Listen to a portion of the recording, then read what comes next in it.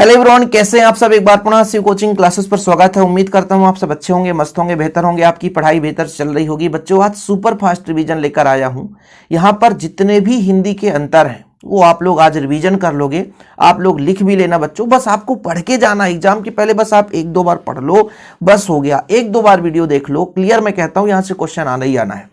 जितने भी अंतर कराऊंगा मिनिमम 2 अंतर और मैक्सिमम 3 अंतर आपको तैयार करना है, क्योंकि 3 अंक से ज्यादा कभी पूछा नहीं जाता अंतर। इसलिए बच्चों, पहला जो अंतर है मुहावरा और लोकोक्ति में अंतर। देखिए, इसके बात को समझे, इसके अर्थ को समझे तो अंतर आसानी से कर पाएंगे। जो मुहावरा होता है बच्चों एक छोटा सा भाग है, जबकि लोकोक्ति एक बड़ा सा भाग है। कहने का तात्पर्य, जो मुहावरा होता है वाक्य में प्रयोग करते हैं और जो लोकोक्ति होता है स्वयं एक पूर्ण वाक्य होता है। तो जब मुहावरे का हम प्रयोग करते हैं बच्चों, तो किसी न किसी वाक्य के साथ प्रयोग करेंगे, तभी वो मुहावरा कहलाएगा। और लोकोक्ति स्वयं में एक वाक्य होता है तो स्वतंत्र होता है। तो ये तो क्लियर हो गया कि मुहावरा जो है एक छोटा सा अंश है, वाक्य का ही भाग है, तो वाक्यांश होता है। जबकि बच्चों लोकोक्ति एक पूर्ण वाक्य है। लोकोक्ति क्या होता है? एक पूर्ण वाक्य है, मतलब बड़ा रूप है, ये छोटा रूप है। मुहावरे विकारी होते हैं। विकारी का मतलब है इनके जो शब्द है वो परिवर्तनीय होते हैं, लेकिन लोकोक्तियों में अविकारी शब्द होते हैं, मतलब परिवर्तनीय नहीं होते। देखिए, मुहावरे का स्वतंत्र रूप से प्रयोग नहीं, क्योंकि बच्चों ये किसी न किसी के साथ जुड़ा रहता है। वाक्य में जब ये जुड़ेगा तभी वाक्य का अर्थ निकलेगा, इसलिए स्वतंत्र नहीं रहता, ये किसी वाक्य के साथ जुड़ा ही रहेगा। लेकिन जब वहीं पे लोकोक्त की बात करते हैं बच्चों, तो लोकोक्ति स्वतंत्र है, स्वतंत्र रूप है। ये किसी से ना जुड़ा तो भी इसका स्वतंत्र अर्थ निकलता है। मुहावरे का प्रयोग वाक्य में चमत्कार उत्पन्न करने के लिए किया जाता है, जबकि लोकोक्ति का प्रयोग अभिव्यक्ति को प्रभावशाली बनाने के लिए किया जाता है। मुहावरे का जन्मदाता कोई आम व्यक्ति होता है, जबकि लोकोक्ति का जन्मदाता कोई महापुरुष होता है। तो इनमें से आपको बच्चों 3 अंतर तैयार करना है। पहला अंतर हो जाएगा, मुहावरा जो है एक वाक्यांश है, वाक्य का अंश है, छोटा रूप है। लोकोक्ति जो होता है बच्चों एक खुद वाक्य होता है। इसलिए तो कहते हैं मुहावरा स्वतंत्र नहीं रहता, जबकि लोकोक्ति स्वतंत्र रहता है। मुहावरे में विकारी शब्द होते हैं, लोकोक्ति में अविकारी शब्द होते हैं। इसका जन्मदाता आम व्यक्ति होता है, आम व्यक्ति के लिए होता है, जबकि इसका जन्मदाता एक महापुरुष होता है। ठीक है, चलिए रिवीजन हो गया। चलिए सुपर फास्ट रिवीजन है, टाइम पास नहीं बच्चों, फटाफट करना है यहां पर। अगला जो अंतर है राष्ट्रभाषा और राजभाषा में अंतर। संविधान द्वारा स्वीकृत पूरे राष्ट्र की संपूर्ण भाषा को राष्ट्रभाषा, मतलब पूरे देश के लिए, और जिस भाषा का प्रयोग हम सरकारी कामकाज के लिए करते हैं उसे हम राजभाषा कहते हैं। राष्ट्रभाषा किसे कहेंगे बच्चों? जो संविधान द्वारा स्वीकृत है, पूरे देश में लागू होता है, वो भाषा राष्ट्रभाषा, जबकि सरकारी कामकाज के लिए राजभाषा का प्रयोग किया जाता है। इसका क्षेत्र व्यापक है, मतलब बड़ा रूप है। जैसे मान लीजिए भारत में जितने भी राज्य हैं, पूरे राज्यों में वही भाषा राष्ट्रभाषा माना जाएगा, तो इसका क्षेत्र क्या हो जाता है? व्यापक हो जाता है। इसकी अपेक्षा जो राजभाषा का क्षेत्र है वो थोड़ा सा सीमित होता है। यह अन्य देशों के संपर्क स्थापित करता है। कहने का तात्पर्य यह हुआ, मान लीजिए कोई दूसरे देश का व्यक्ति आया और जब भाई यहां पे ट्रांसपेरेंसी बातचीत होगी एक दूसरे से, तो यहां पर जो व्यक्ति समझने वाला है वो इंग्लिश को नहीं समझता, तो उसका रूपांतरण हिंदी में करके समझाया जाता है। इसलिए संपर्क स्थापित करता है। कहने का तात्पर्य आप समझो कि मान लीजिए इंग्लैंड के प्रधानमंत्री आए, वो इंग्लिश से स्पीच किए, अब लोगों को समझाना है तो उसको हिंदी में ट्रांसलेट करके यहां पर स्पीच दिया जाएगा ताकि लोग समझ सके, क्योंकि सर्वव्यापी भाषा राष्ट्रभाषा है। सभी लोग जो समझेंगे उस राष्ट्रभाषा को, हिंदी को सबको समझना है, कहने का तात्पर्य। तो ये अन्य देशों के संपर्क स्थापित करता है, यह अन्य राज्यों से संपर्क स्थापित करता है। राजभाषा छोटा सा रूप है। ठीक है, तो अंतर क्लियर हो गया होगा कि जो राष्ट्रभाषा होता है पूरे राष्ट्र के लिए होता है, पूरे देश के लिए होता है, लेकिन सरकारी कामकाज के लिए हम राजभाषा का प्रयोग करते हैं। थोड़ा सा व्यापक क्षेत्र होता है, राजभाषा का सीमित क्षेत्र होता है। यह अन्य देशों के संपर्क स्थापित करता है, मतलब अन्य देशों से संपर्क, जबकि राज्यों के बीच संपर्क स्थापित करता है। तो 3 अंतर ही तैयार करना बच्चों, इसलिए मैं ज्यादा टाइम यहां पर आपका नहीं लूंगा, फटाफट रिवीजन करेंगे। अगला आपका अंतर है बच्चों आत्मकथा और जीवनी में अंतर। बहुत ही सिंपल है, 2 मिनट की बात है। आत्मकथा मतलब स्वयं पर लिखी गई कथा। जीवनी जो है किसी महान पुरुष, यानी महापुरुष जैसे महात्मा गांधी, सुभाष चंद्र बोस, इनके बारे में जो लिखी गई गाथा होती है वो जीवनी होती है। किसी भी महापुरुष के जीवन का पूरा वृतांत, सभी जन्म से मृत्यु तक का वर्णन, वो आपका जीवनी कहलाता है। लेकिन आत्मकथा अपने जीवन में घटित, हम जो अपने बारे में लिखेंगे तो हमारी तो मृत्यु हुई नहीं है कि पूरा कहानी लिखेंगे, तो किसी विशेष घटना का हम जिक्र कर सकते हैं। तो भाई इसमें जो रचनाकार है अपने जीवन के बारे में लिखता है, अपनी ही जीवन गाथा करता है, लेकिन जो जीवनी होता है किसी अन्य व्यक्ति के लिए विशेष रूप से उसके जन्म से लेकर मृत्यु तक की घटनाओं का वर्णन करता है। क्लियर है? तो देखिए, आत्मकथा अपने जीवन की गाथा है, जबकि जीवनी किसी महापुरुष के जीवन की गाथा है। ठीक है, जैसे महात्मा गांधी, सुभाष चंद्र बोस जी के जन्म से लेकर मृत्यु तक का पूरा वर्णन करोगे जीवनी हो जाएगा। इसमें रचनाकार अपने जीवन पर लिखता है, हमारे जीवन में कौन कौन सी घटनाएं घटित हुई है उसके बारे में लिखेगा, किसी एक घटना का पहलू को वर्णन कर देगा। लेकिन जीवनी में ऐसा नहीं होता है, किसी अन्य व्यक्ति के जीवन पर लिखता है। एक रचनाकार जो होगा वो अन्य व्यक्ति के जीवन पर ही लिखेगा। आत्मकथा जीवन की घटना पर आधारित की जाती है। इसमें जो है जीवनी में होता है जन्म से मृत्यु तक की घटनाओं का वर्णन होता है। तो ये आपके तीन ही अंतर है बच्चों, आत्मकथा स्वयं पर लिखी गई कथा, जीवनी जो किसी महापुरुष के जीवन के आधार पर लिखी गई कथा। आत्मकथा में किसी एक घटना का वर्णन कर सकते हैं, किसी एक घटना पर आधारित होता है, लेकिन जीवनी जो है किसी महापुरुष के जन्म से मृत्यु तक के वर्णन पर आधारित होता है। आत्मकथा जो होता है बच्चों अपने ही जीवन के बारे में लिखा गया रचनाकार द्वारा है, जबकि जीवनी रचनाकार अन्य व्यक्ति के बारे में लिखता है। चीजें क्लियर है? तीन अंतर एक बार यदि पढ़ लिए होगे तो करंटेड में कहता हूं आपसे बन ही जाएगा, इसमें ज्यादा कुछ है ही नहीं बच्चों। अगला जो अंतर है हमारा नाटक और एकांकी में। अब नाटक की यदि बात करें बच्चों तो नाटक को देखा जाता है, सुन नहीं सकते, नाटक को देखेंगे तभी आनंद आएगा। एकांकी जो है एक अंक वाली विधा है, मतलब ये रंगमंची जरूरी नहीं है, लेकिन नाटक जो है एक रंगमंची विधा है। ठीक है, एकांकी किसी एक अंक मतलब पात्र सीमित रहेंगे, किसी भी घटना पर एक अंक पर आधारित किसी एक घटना का हम एक सीमित रूप में छोटा आकार के रूप में लिखेंगे। देखिए तीन अंतर में बहुत साधारण से तीन अंतर आपका याद हो जाएगा। नाटक जो होता है रंगमंची विधा होता है, जबकि ये एक अंक वाली विधा है, बिल्कुल साधारण सा विधा होता है बच्चों। जब ये रंगमंची कार्यक्रम होता है, देखते हैं किसी चीज पर वर्णन किया जाता है तो बहुत ज्यादा संख्या में लोगों की जरूरत पड़ती है, पात्रों की संख्या अधिक लगता है बच्चों यहाँ पे, यानी पात्रों की संख्या अधिक होती है। लेकिन एकांकी जो है एक अंक पर आधारित है, इसलिए इसमें पात्रों की संख्या सीमित है।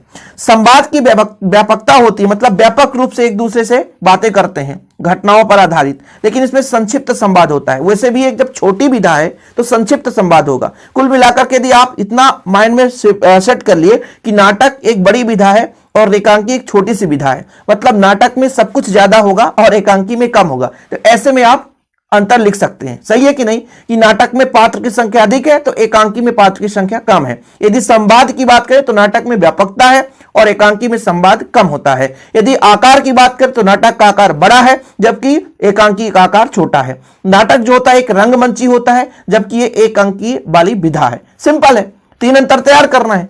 क्यों ना बनेगा भाई साहब, क्यों नहीं बनेगा। जयशंकर प्रसाद कृत ध्रुव स्वामिनी एक नाटक है, एग्जाम्पल दे दिया गया। पृथ्वीराज की आंख डॉक्टर राम कुमार वर्मा की प्रसिद्ध एकांकी है। तो एक एक एग्जाम्पल दिया गया, जरूरी नहीं कि एग्जाम्पल आप तैयार करो, तीन अंतर कम से कम आपसे बनना ही चाहिए।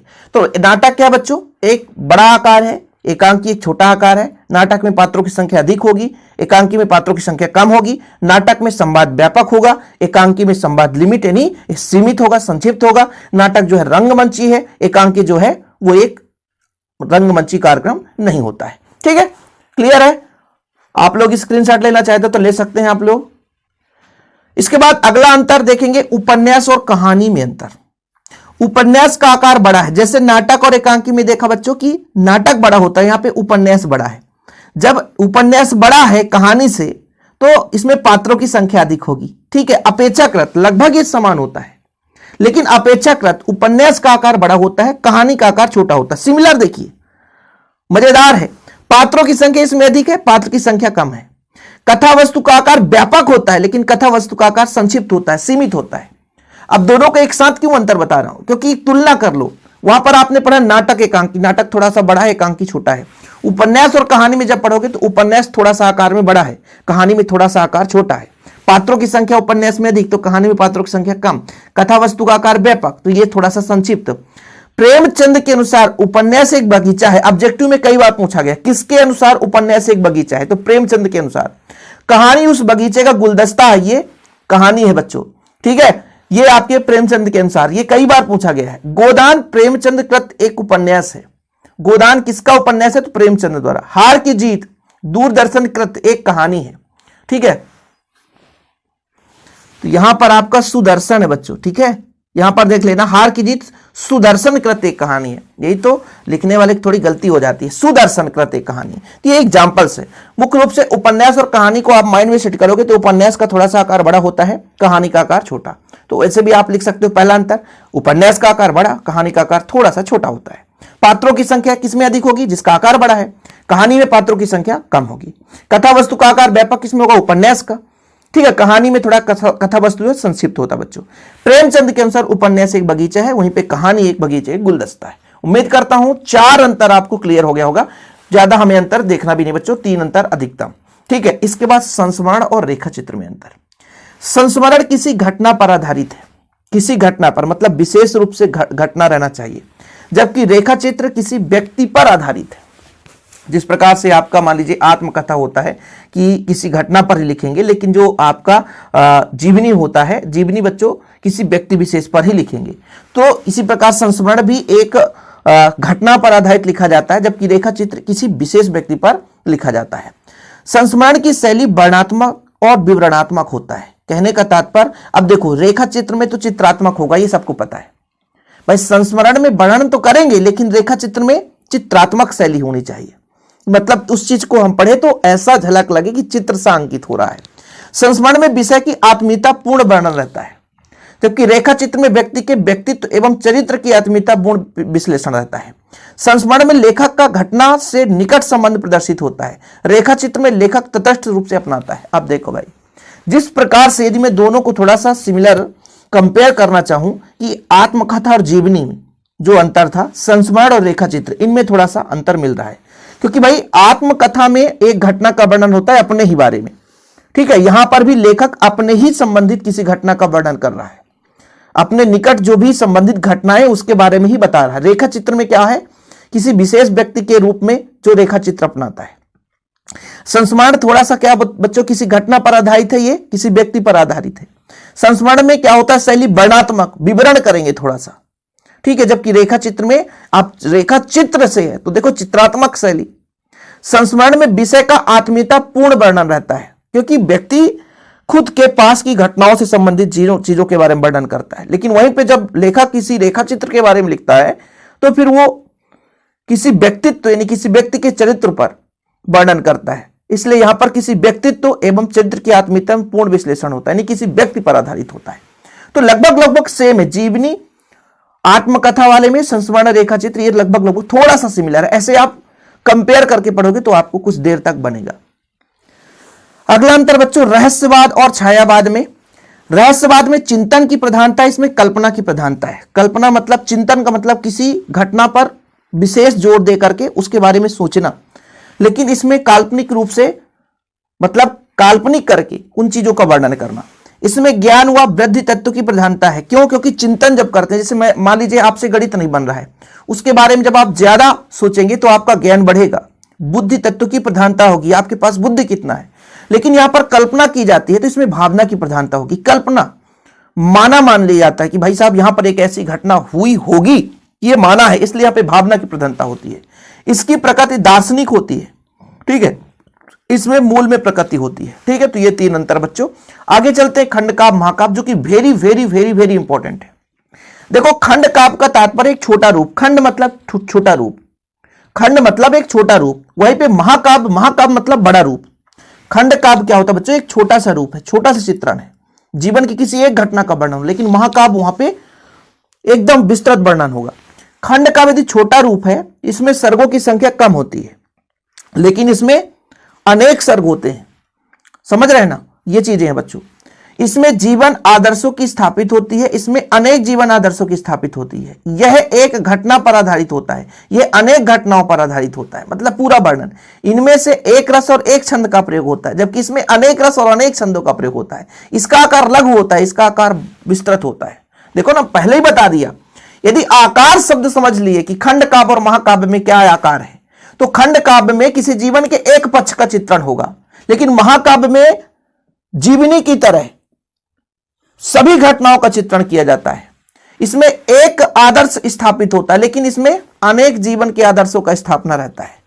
ठीक है, समझ रहे हो ना भाई साहब। यह एक घटना पर आधारित है खंड काव्य। एक छोटा सा खंड है, टूटा हुआ भाग है, लेकिन यह अनेक घटनाओं पर आधारित है।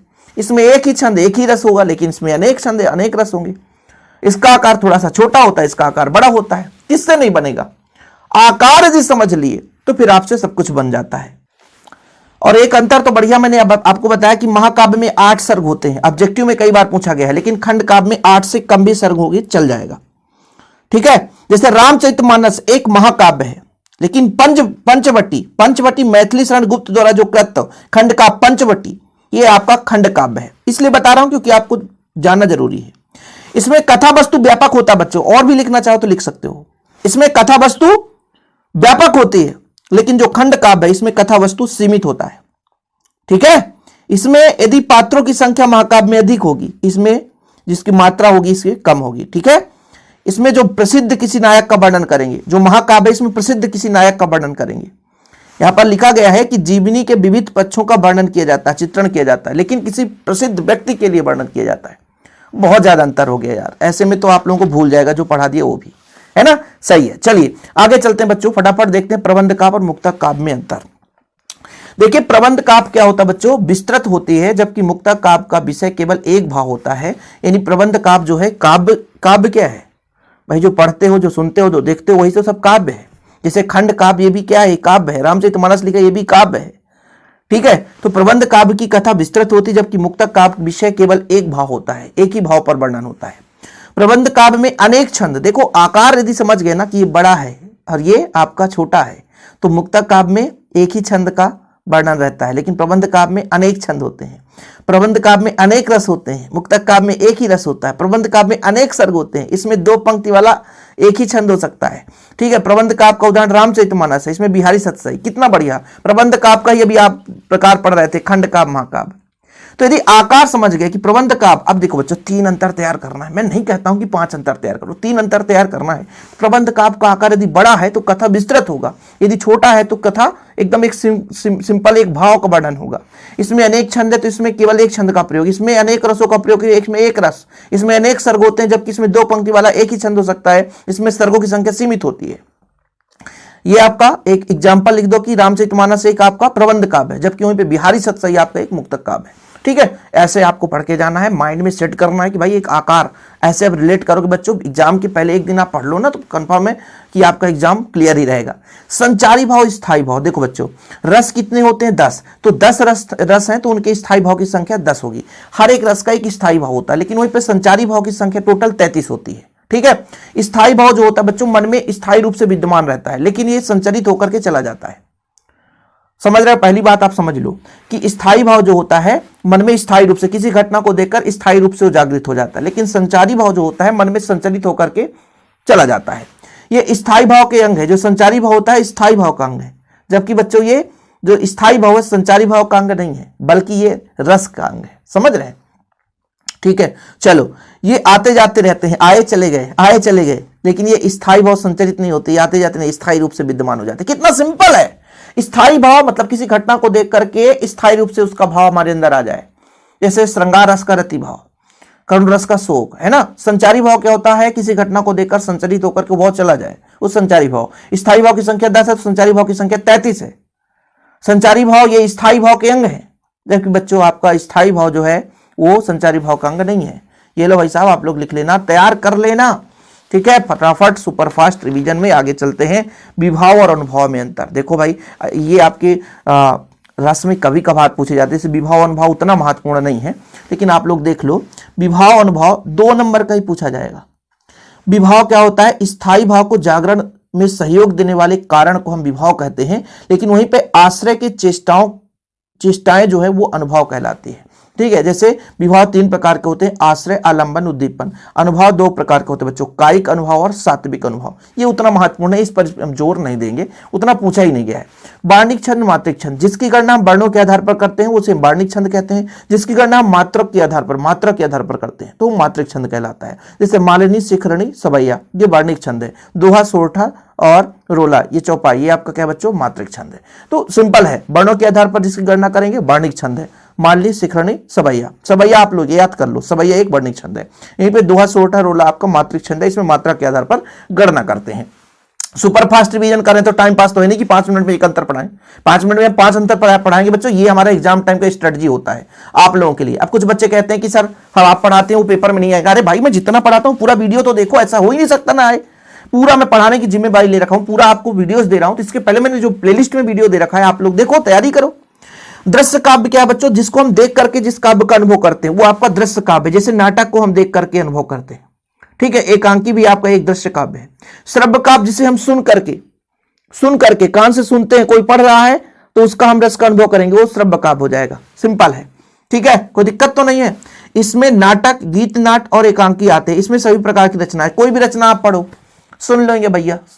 श्रव्य, कहीं रामचरितमानस हो रहा है, सुन रहे हैं, रामायण हो रहा है ना, मानस हो रहा है, कहीं पे भगवत गीता हो रहा है, सुन रहे हैं हम दूर से, ठीक है। आजकल तो सबसे ज्यादा सुनने वाला है भाई, मोबाइल में लगा लिए, सो रहे हैं, सुन भी रहे हैं कहानी, तो आपका क्या हो जाता है? श्रव्य काव्य।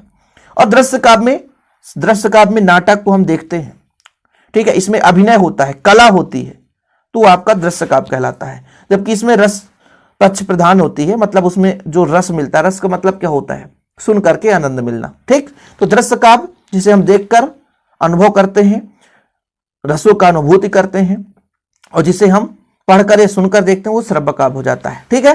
कोई दिक्कत तो नहीं है बच्चों। चलिए आगे चलें। सुपर फास्ट रिवीजन में आप सभी का स्वागत है हमारे चैनल पे बच्चों। और शिव कोचिंग क्लासेस पहली बार आए हैं तो चैनल को सब्सक्राइब जरूर कर लें। निरंतर आप लोगों के लिए हेल्पफुल वीडियो देता हूं बच्चों, तो क्यों ना भैया एक छोटा सा थम्स अप करके आगे जाए।